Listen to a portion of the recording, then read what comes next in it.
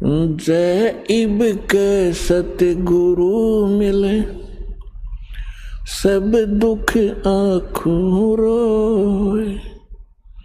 चरणों ऊपर शीश धरूं, कहूँ जो कहनी हो। कबीर साईं मिलेंगे, पूछेंगे कुशलात।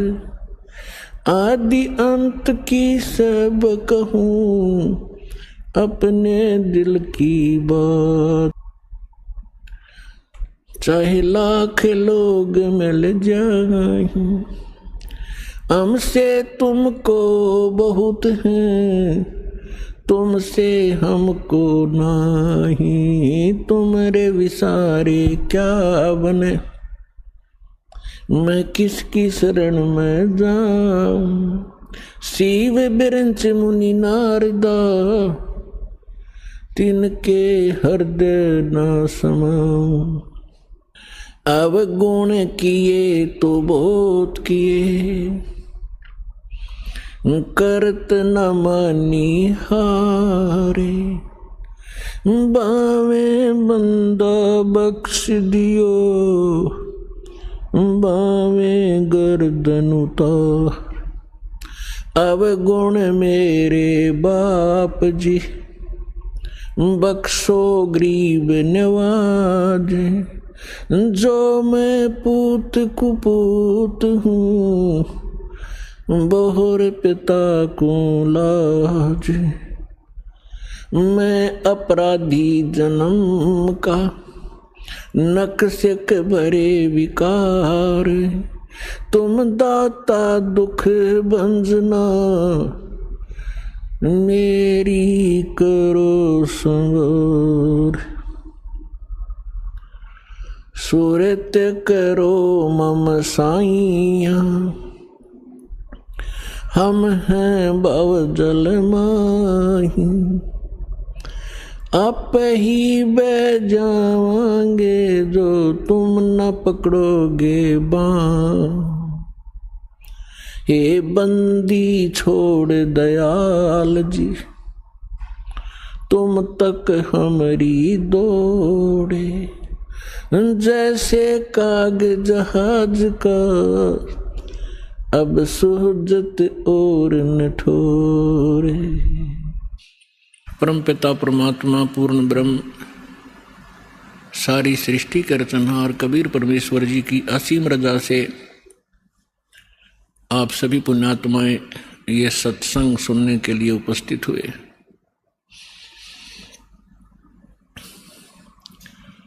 सौभाग्य उन प्राणियों का जिनको इस समय में मानव शरीर है, और जिनको ये सत्संग उपलब्ध हो रहा है,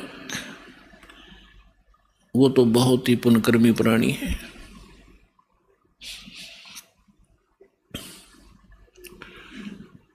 परमात्मा स्वयं आकर के हमें ज्ञान कराते हैं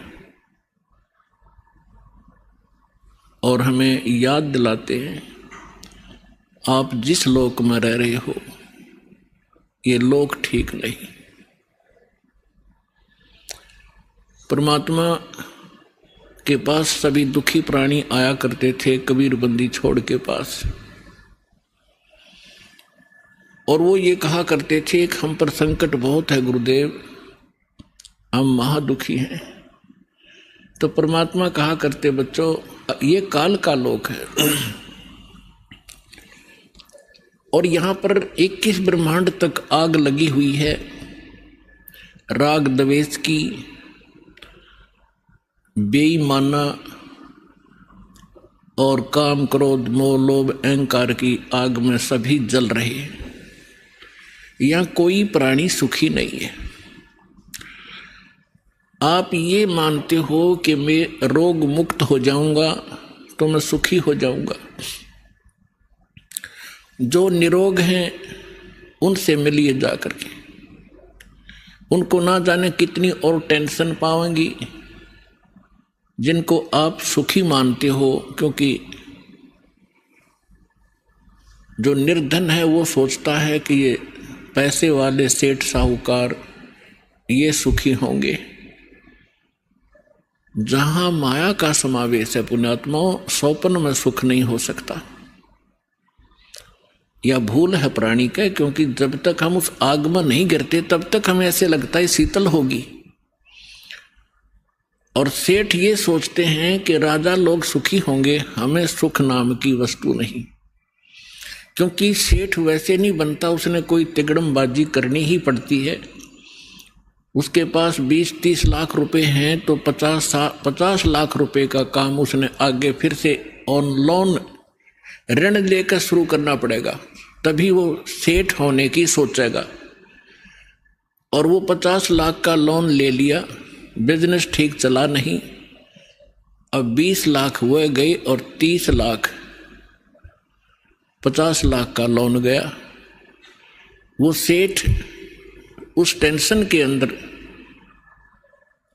अपना जीवन व्यतीत कर रहा होता है। फिर सोचता है अब दूसरा बिजनेस करता हूं। आम व्यक्ति को लगता है बड़ा सेठ है, बड़े बिजनेस चल रहे हैं, पर सपने में शीतलता उस प्राणी को नहीं है। सेठ साहूकार यानी धनी व्यक्ति समझते हैं राजा लोग सुखी होंगे। एक घर का सदस्य, छोटे से घर का जिसमें 5-4 सदस्य होते हैं, एक घर का मुखिया जिसमें 5-4 सदस्य होते हैं, वो उनके निर्वाह में, उनकी व्यवस्था में कितना दुखी होता है। किसी की फीस भरनी है, किसी को एडमिशन दिलाना है, किसी के कपड़े लाने हैं, कोई विवाह के योग्य हो गया है, और भी बहुत सी पारिवारिक जो समस्याएं हैं वो सामने अड़ी रहती हैं। और एक राजा, एक क्षेत्र का मुखिया होता है, उसको और भी ज़्यादा टेंशन रहती है अपनी प्रजा को सुनियोजित रखने की और लॉ एंड ऑर्डर बनाए रखने की। तो स्वप्न में सुखी नहीं होता राजा। ठीक है, वो बकवाद करते हैं, वो लोग थोड़ी सी राहत पाकर घूटी लगा लेते हैं, नाच गाने देख लेते हैं, लेकिन अंदर से वो ज्यों के त्यों जल रहे होते हैं। पृथ्वी के राजा लोग सोचते हैं कि स्वर्ग के देवता सुखी होंगे।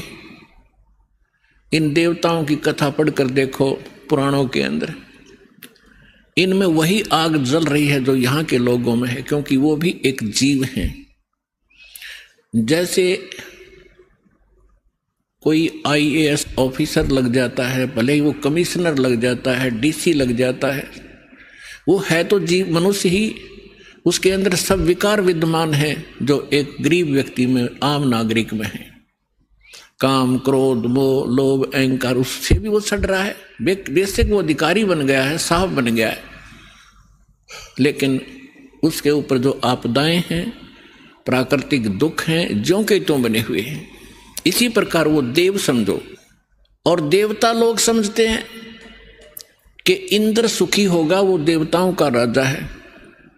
इंद्र की कथा पढ़कर देखो, कितनी बार राजा इंद्र जो है राक्षसों के साथ युद्ध में हार जाते हैं, जंगलों में समय व्यतीत करते हैं, और फिर क्या होता है, इंद्र का राज भोग के, इंद्र के राज को यानी अपना समय पूरा करके देवताओं का राजा, स्वर्ग का राजा मृत्यु को प्राप्त होता है। और मृत्यु के उपरांत वो गधे की योनि से 84 लाख योनियों को प्रारंभ करता है। तो परमात्मा कबीर जी बताया करते थे,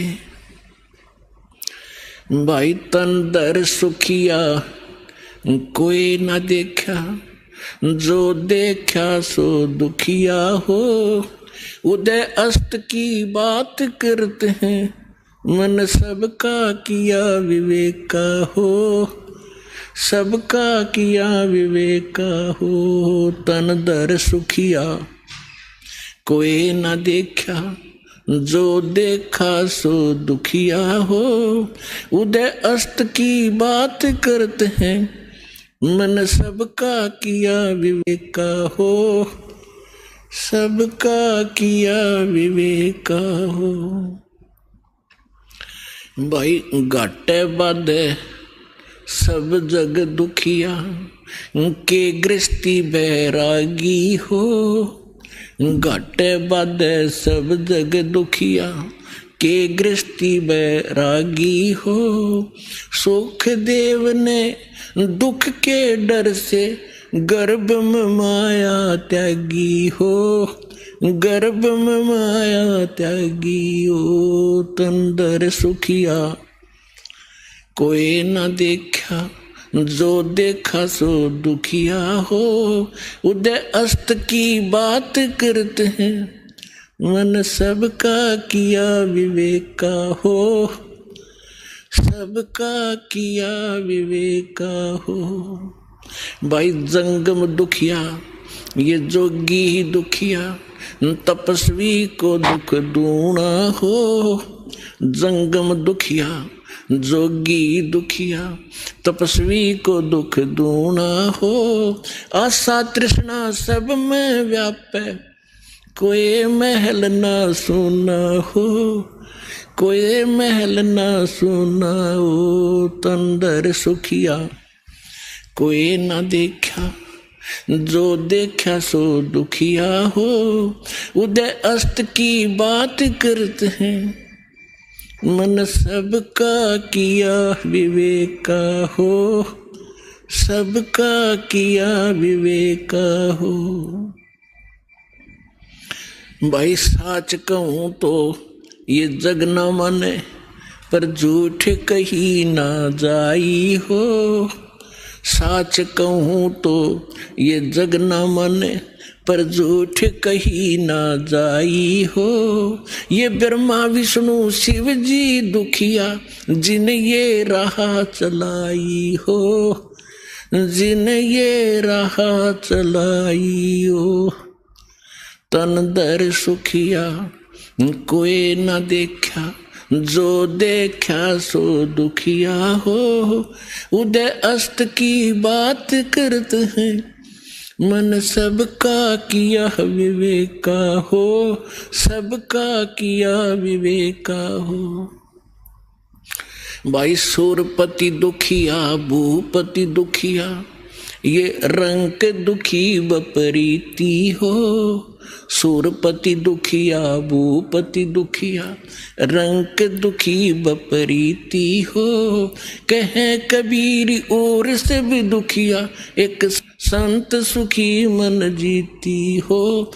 संत सुखी मन जीती हो। तंदर सुखिया कोई न देखा, जो देखा सो दुखिया हो।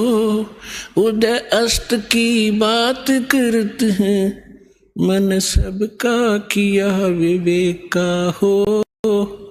सबका किया विवेका हो। सूरपति दुखिया, भूपति दुखिया, ये रंग दुखी बपरीती हो।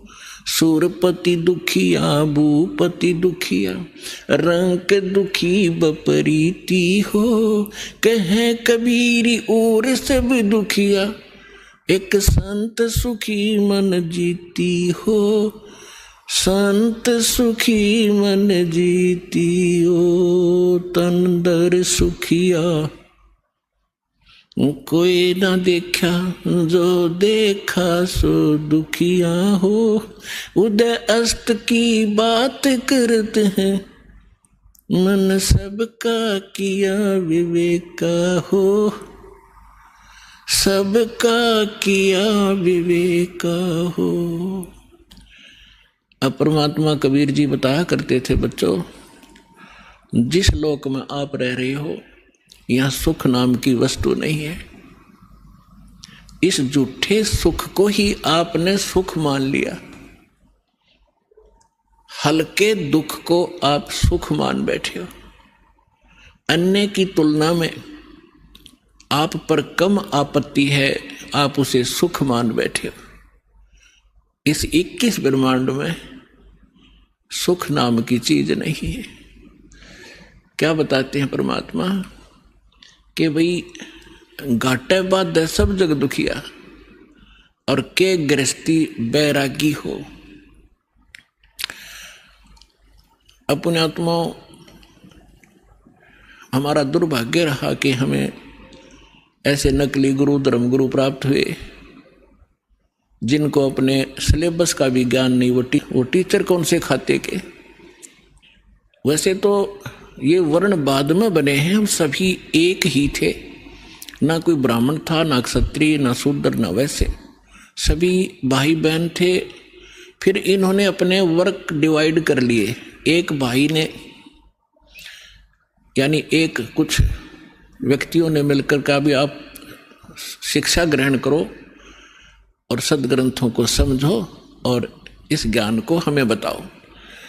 तो उनको पंडित कहने लगे जो सदग्रंथ पढ़ा करते थे और सुनाया करते थे। वो थे स्टार्ट में हम एक ही, हमारा गोत्र है। बाद में हम बढ़ते चले गए, आगे चल के हमारे वंश के नाम से कुल का गोत्र बनता चला गया, कुल गोत्र। तो उनको जो पंडित बने उनको पूरी छूट दे दी कि हम तुम्हें तुम्हारा सारे परिवार का खर्चा भी देंगे पूजा रूप में, आप इन सदग्रंथों को पढ़िए और हमें बताओ। ऐसा ही प्रारंभ हुआ। अब परमात्मा ने आके बताया है कि गुरु बिन वेद पढ़े जो प्राणी और समझन सार रहे ज्ञानी, गुरु बिन काहु न पाया ज्ञाना, जो थोथा भूछड़े मूड किसाना। तो इन ऋषि महर्षियों को कोई सदगुरु मिले नहीं, और सदगुरु स्वयं परमात्मा आए लीला करने के लिए, वो हमने सुहाए नहीं। जैसे क्या होता है, जैसे किसी ने थोड़ा सा बोलन की शैली ठीक कर ली और 10-20 श्लोक गोट लिए, वेद या गीता या कोई वाणी पढ़ ली किसी संत की, तो आम स्थान पर खड़ा होकर वो 100-200 व्यक्तियों को प्रभावित कर सकता है अपने प्रवचन के बोलने की शैली से, लेकिन उसके पास कख नहीं है। जब तक सदग्रंथों का संपूर्ण ज्ञान ना हो और कंप्लीट वे ऑफ वर्शिप यानी पूर्ण भक्ति विधि ना हो, तो वो ज्ञान भी एक आने का नहीं। परमात्मा कहते हैं गोरख से ज्ञानी गणे सुख दे जति जिहान, और सीता सी बहु भारिया संत दूर स्थान। फिर परमात्मा कहते हैं कि श्रोता कोट अनंत हैं और वक्ता कोट अनंत और दानी कोट अनंत हैं, पर बिरले साधु संत। तो जो प्रसंग चल रहा है कि परमात्मा हमें बताया करते थे, वो स्वयं आकर के ज्ञान दिया करते थे, तो हमें आज तक ज्ञान प्राप्त ही नहीं था। हमने इस झूठे सुख को सुख मान लिया। जैसे एक व्यक्ति के 3 पुत्रों में से एक की मृत्यु होगी, अब पुत्र मरो चाहे पुत्री, पत्नी मरो चाहे पति, दुख तो भारी होता है। अब जिनके साथ हम कितने प्यार से लाड से रह रहे हैं, हम इतने ढीठ हैं, दुख चाहे इनसे भी ज्यादा आ जाओ पर मरे नहीं। हमारी मृत्यु ना हो तो हम इस दुख ने भी देख लेंगे, देखी जाएगी जैसे भी होगा। लेकिन ये दुख भी फिर मृत्यु भी, तो ये दोनों कष्ट यहां पर बने रहेंगे। तो उसके एक पुत्र की मृत्यु होने से बुरा हाल था, ना खा रहा था, ना पी रहा था, सारा परिवार रो रहा था। शोक व्यक्त करने के लिए कुछ व्यक्ति जाते हैं, उनमें से एक व्यक्ति ऐसा था जिसका एक ही पुत्र था, वही मृत्यु को प्राप्त हो चुका था कई वर्ष पूर्व। तो सांत्वना देने वालों ने कहा कि देख भाई, यहाँ तो मृत्यु एक ना एक दिन सबकी आनी है, और देख इसको देख कर जी ले, इसका एक ही पुत्र था और उसी की मृत्यु होगी, ये भी अपना समय व्यतीत कर रहा है।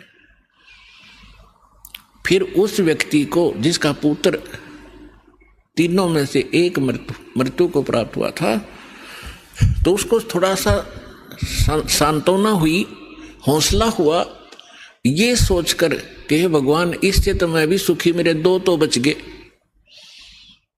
फिर वो ठीक हो गया, रोटी खा ली, थोड़ा सा गम दूर हुआ।